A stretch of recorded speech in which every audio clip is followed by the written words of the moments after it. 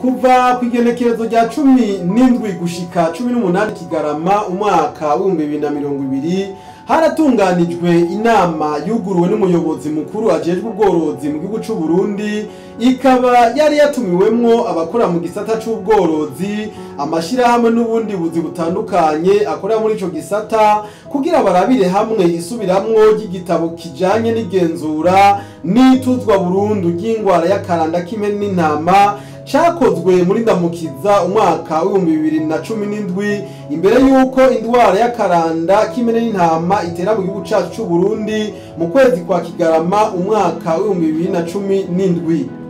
Umuyobozi mukuru ajejwe ubworozi Sergio Nkurunziza aratubwira intumbero y'iyo nama n'ico ayitezeko. Mw'iyi minsi ibiri twari dufise inama yuko dusubiramwo igitabo kijanye n'igenzura hamwe no kurandurana burundu akaranda k'impene n'intama, kubera ko nkuko mubizi ico gitabo twari twaragikoze ubwa mbere kuko twisunga ihangiro ry'iki kigo kijejwe amagara y'ibitungwa ku isi, aho hari icivugo yuko uwo mugera woba waranduranywe burundu n'imizi mu 2025 2030.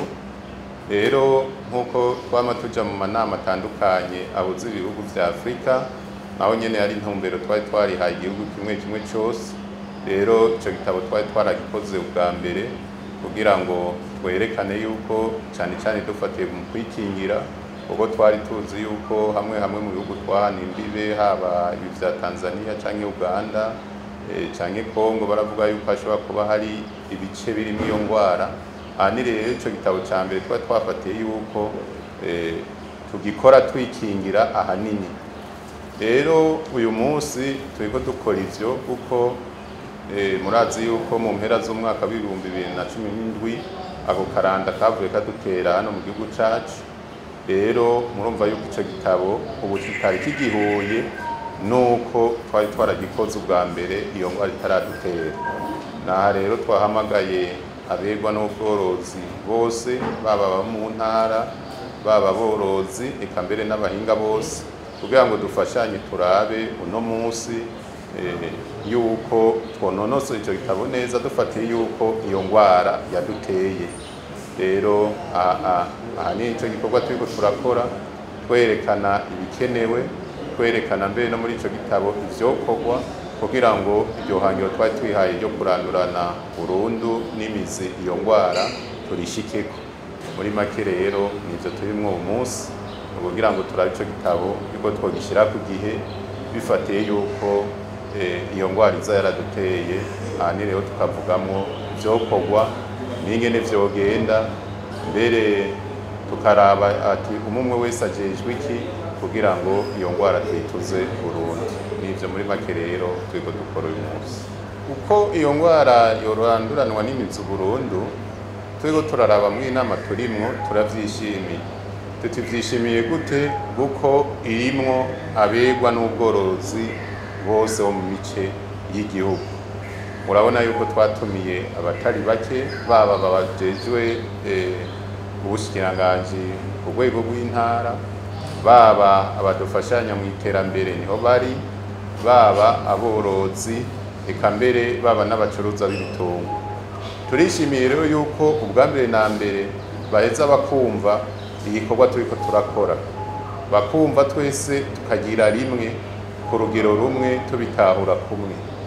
Rero iki gitabo nitwagiheza bagashiramwo bakacunganira ibikenewe, tuzoheza tugishikirize ubushikiranganji bwacu nabwo bugishikirize abafasha mu iterambere kugira ngo barondere uburyo yuko twofashanya twese kugira ngo iyo ngwara tuyigwanye.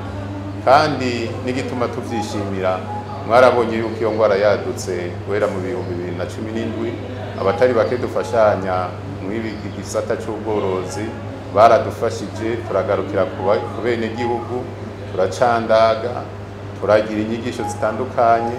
Mbere mwarabonye yuko naho hamwe iyo ngwara yishe ibitungwa, mbere baradufashe mu mugongo bafatikanije na leta yacu, leta vyeyi, leta nkozi, turagarukira kw'abo bantu, turabaha agashumbusho gatonya hotuma basubira kwifata uko bari ubwa mbere. Aha rero ntidukekeranya yuko n'ubundi twabatera akamo abo badufasha mu iterambere, eka mbere na leta yacu, yuko hazogira igikozwe kugira ngo tubandanye turwanya burundu iyo ndwara y'akaranda k'impene n'intama. Uwujejwe indwara y'akaranda k'impene n'intama ku rwego rw'igihugu Desire Ntakirutimana aratubwira ibitungwa vyapfuye igihe iyo ndwara yatera, agatera akamo aborozi ko naho iyo ndwara yatujijwe boguma barikanuye.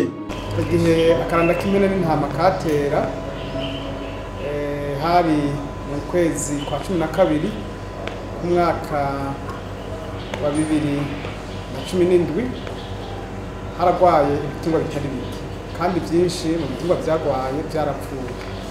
Ibyo twashoboye kumenya byagwaye byari ibitungwa bishika 13,000, 11,000 muri ibyo byagwaye byarapfuye, kandi iyo ndwara aho habaye mu kiringo gito cyane kuva iteye haciye hafata ibitungwa byinshi kandi byinshi birapfa. Tuharura ko nk'ingo zishika 5,800 byagize ikibazo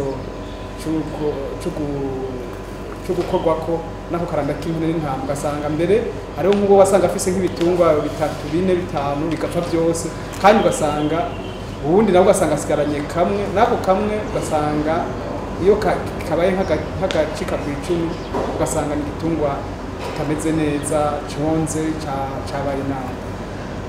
Rero muri rusange ako karanda ni indwara cyane. Akaranda k'impene n'intama leta y'u Burundi yaragize akigoro ifatikanije n'abasanzwe bafasha Burundi mu iterambere. Ako karanda karahagarara, ni ukuvuga ubuyi nta bitungwa bigwaye bihari, nta kibazo kinini kiri mu borozi kubera ko harabaye ibikorwa byo kurwanya iyo ndwara. Ariko naho biri uko ntawe yijajara ngo uwo mugera waravuye mu gihugu. Rero bisaba ko abarimyi borozi, abajejwe guhimiriza abarimyi haba ku mitumba, haba mu makomine, haba mu ntara, haba bagiye basanzwe bakora umwuga wo kuyanga ibitungwa, baba bagiye basanzwe bakora umwuga wo kudandaza ibitungwa, eka mbere n'abajejwe intwaro bose dutegerezwa kwama twikanuye. Umuntu akaraba abonye igitungwa gifise ibimenyetso bya kukaranda akihutira kuca abimenyesha abajejwe ivyo magara y'ibitungwa bamwegereye kugira ngo tuze gusuzuma turabe ko atariyo, niho tuzoshobora gutuza burundu iyo ndwara. Rero tugira amahirwe ubu ntavyo turiko turabona, ariko ubutambana na mukeba murabizi nka kubita ubugohe. Dutegerezwa rero kwama turikanuye, ubonye ikintu giteye amakenga akivuga kare, kuko iyo umuntu amenyesheje indwara kare birafasha kuko ntibikirandagase, umuntu akizimiriza umucanwa ngaho hanyuma ubuzima bukabandana, niho tuzoshobora gutuza akaranda k'impene n'intama. Gabriel Nzibonera, umuganga w'ibitungwa ajejwe igisata c'ubworozi mu ntara ya Cankuzo, aratubwira ingene yakiriye iyo nama. Iyi nama mu by'ukuri yaje hageze, twayakiriye neza cyane ko turavye muri iyo minsi heze akaranda k'impene n'intama nyine kamaze ibitungwa, igihugu aborozi twahahombeye byinshi. Nico gituma bishobotse tubagira nk'uko twaranduye akaranda k'inka, byofasha cyane kubera biciye mu migambi, biciye gufashanya. Nibaza ko abantu b'aborozi bakarora batekaniwe, je nibaza ko ari imfashanyo cyane ikomeye, ari intererano cyane ikomeye kuri twebwe n'aborozi. Inyifato bogira ubwa mbere bwo nuko bokwama bariko bararaba yuko atangwara ibadukana, bakaraba kuko gikuru sukuvura, igikuru nugukinga. Bokwama baraba biciye kuri za nzego zama zicungera ingwara z'ivyaduka, bagaheza tugacunga kugira ngo niyaba hari ingwara y'icyaduka ibonetse bace bayivuga n'ingoga bihereye ku mworozi biduge ku mufundi arabe ivy'ubworozi biduge ku rwego rw'intara biduge no ku rwego rw'igihugu aho ni ku rwego rumwe mugabo ku rundi rwego aca ategerezwa gukorana n'abajejwe intwaro kuri nyumba kumi ku mukuru w'umutumba mukuru wa zone ikomine ku ntara no ku rwego rw'igihugu gutyo twanyene gutyo nibaza ko ingwara atankeka tuheza tukayirandurana n'imizi canke ntiyinjire mu gihugu.